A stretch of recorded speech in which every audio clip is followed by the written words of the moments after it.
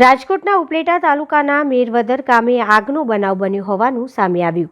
મેરવદર ગામે અચાનક માલધારીના ઢોર માટેના સૂકાચારણમાં આગ લાગી હોવાનું સામે આવ્યું। આગની ઘટના અંગે માલધારીને જાણ થતાં માલધારી તેમજ ગ્રામજનો અને સરપંચ દોડી આવ્યા।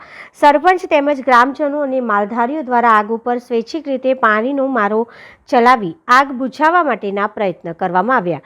મહા મહેનત અને પાણીનો મારો ચલાવ્યા બાદ આગ ઉપર કાબુ મેળવ્યા હોવાનું સામે આવ્યું। આગ સોલાર પેનલમાં લાગી હોવાનું પણ જાણવા મળ્યું હતું તેવું ગ્રામજનોએ જણાવ્યું હતું। આગ લાગવાની આ ઘટના અંગે આગ લાગવાનું કારણ હજી સુધી સામે નથી આવ્યું, પરંતુ કોઈ જાનહાનિ નહીં થવાના પણ વિગતો સામે આવી રહી છે।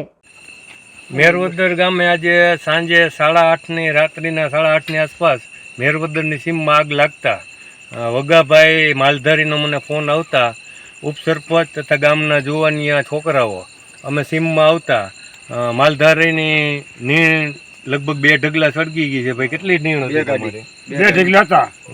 આગ કેના કારણે લાગી ખબર છે? હવે તો ઉપરથી હરકતું આવતું એટલે પછી જીઈબીમાં ફોન કરાવીને 3 ફેઝ પાવર કરીને બધા સાથે મળીને ગ્રામજનો માલધારીઓ મળીને આગ કાબૂમાં લીધી છે અને વધારે નુકસાની ન થાય ને આજુબાજુ આગ પસરે નહીં એ માટે પૂરતા પ્રયત્ન કરીને અત્યારે આગ સંપૂર્ણ કાબૂમાં લઈ લીધેલી છે।